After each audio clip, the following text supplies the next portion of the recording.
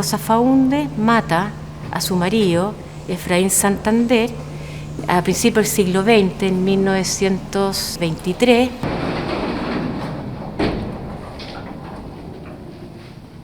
Ella estaba tan desesperada en ocultar el cuerpo, lo coloca sobre una mesa, su mesa doméstica, lo corta, lo fragmenta en 7 partes y lo envuelve en el hule del mantel donde estaba la mesa, lo envuelve y lo reparte en distintas partes de la ciudad.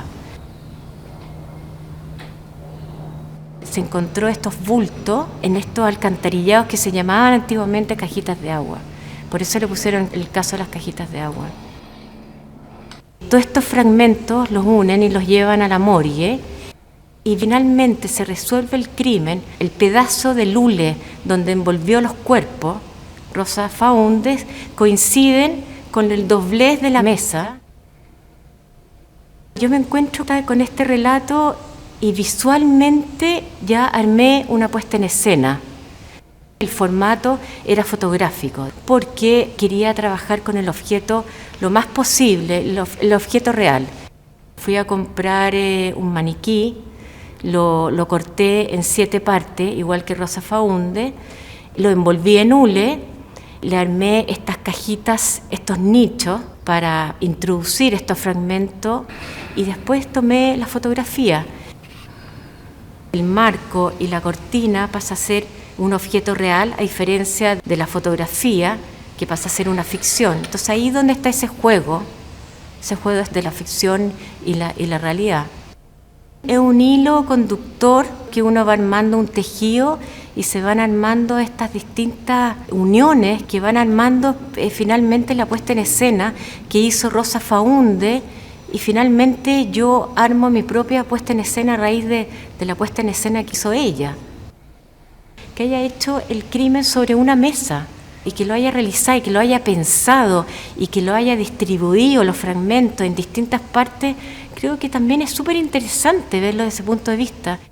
Recién ahora estuve buscando hace un tiempo cómo se llama el crimen, cuando la mujer mata a su marido.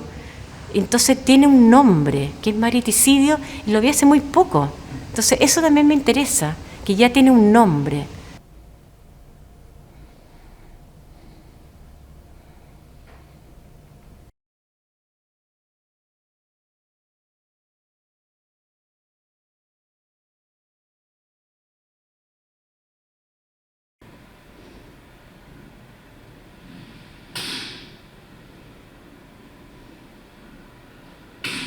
La obra nace tal vez de un momento en el que pues, hubo una especie de intimidación alrededor de un saludo de puños, como que pues el gesto de este video, Dos Piedras, es una acción concentrada en el contacto entre dos cuerpos desconocidos, en teoría, en el que se genera una especie de contacto o saludo, pero ese contacto genera una cuestión sonora que genera una especie de violencia y de memoria sobre algo.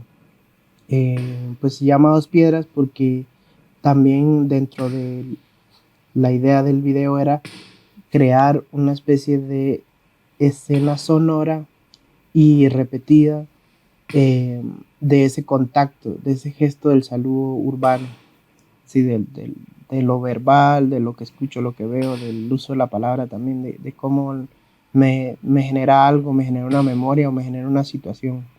Y a partir de ahí trabajo con eso, trabajo, le doy vueltas. Es como si abrazaras un objeto que te encuentras y no sabes qué es, pero le das un valor porque tiene un significado para ti. Entonces yo siento que muchas veces parto de eso, de lo que me genera un significado, eh, lo que me encuentro. No es que estoy juntando cosas de materiales, sino que estoy juntando historias y esas historias generan una memoria y esa memoria pues tiene una relación conmigo, con mi personalidad, con mi historia vida o con cosas que están relacionadas a mí, digamos, a lo más cercano.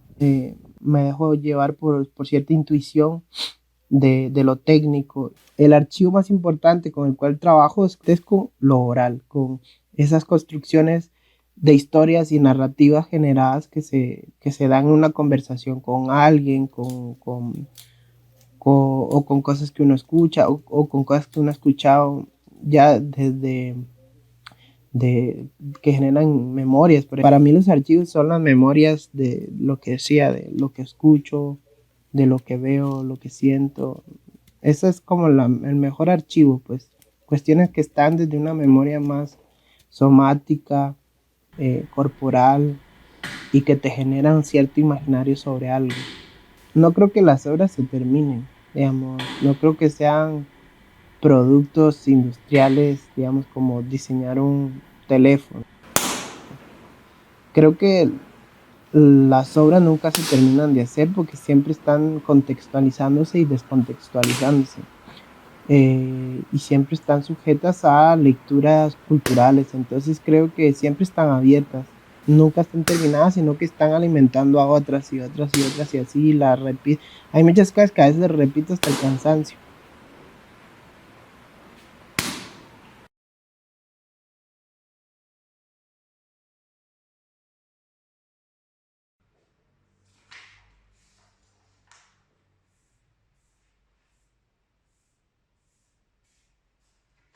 Esta es una obra que narra uno de los capítulos más importantes desde mi punto de vista y con mayores repercusiones, tanto en Chile como en el mundo, de lo que fue el contexto de la Guerra Fría.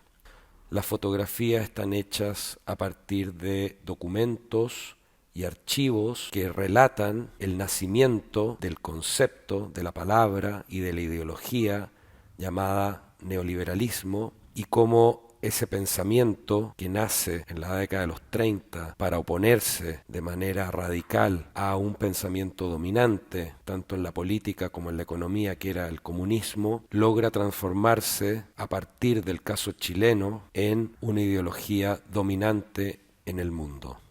El gobierno norteamericano, para inocular, por así decir, este pensamiento monetarista, liberal en la economía, beca a alumnos destacados, en particular de la Universidad Católica de Chile, para que vayan a estudiar a la Escuela de Economía de la Universidad de Chicago con Milton Friedman. Ahí hay un libro fundamental, que en principio era simplemente un informe económico, que se llamó o le pusieron el ladrillo por el peso de las hojas, digamos, ¿no? Por el volumen que tenía, y que sirvió de base para la política económica del gobierno militar. En ese libro se da cuenta de los males de una economía centralizada, de una economía socialista, y las bondades de una economía completamente abierta, siempre teniendo al Estado como un enemigo al cual atacar, al cual desmantelar, y siempre teniendo en mente que el individuo, el sujeto individual, el consumidor, era el único capaz de guiar su vida de manera eficiente y despojar al Estado de toda guía. Porque el neoliberalismo es mucho más que una doctrina económica. El neoliberalismo es una ideología en el más amplio y profundo sentido de la palabra. Entonces, esta obra combina estos documentos, estos archivos, con una serie de esculturas hechas con ladrillos refractarios, que son los ladrillos que se usan justamente para el fuego, para las chimeneas, por ejemplo, que son ladrillos de cerámica que están pintados a mano con los colores rojo y negro, que son los colores tradicionales, por así decir, de los movimientos sindicales.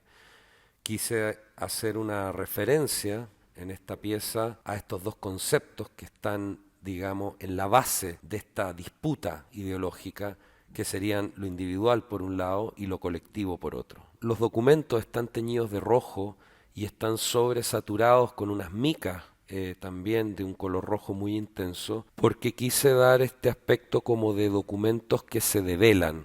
El ladrillo, como libro, como documento, como informe económico, sirvió de base a la política económica del gobierno militar chileno. Podríamos decir que estos ladrillos son parte, de alguna manera, de una arquitectura que, bueno, que está en crisis, de ahí la idea de la ruina, una arquitectura que, si bien ha tenido mucho éxito, porque no hay que olvidarse de que esta ideología neoliberal nos ha penetrado a todos en Chile con mayor intensidad y nos ha hecho pensar de una manera muy distinta a cómo se piensa en otras sociedades que no han tenido, digamos, el influjo intenso de este neoliberalismo como pensamiento. Me interesa entonces generar contrastes, generar lecturas que no son unitarias, que no son unívocas, pero que de alguna manera van dando cuenta de este capítulo tan fundamental para Chile, pero también para el mundo, que fue nuestro desarrollo, digamos, a partir de los años 70 como laboratorio del neoliberalismo.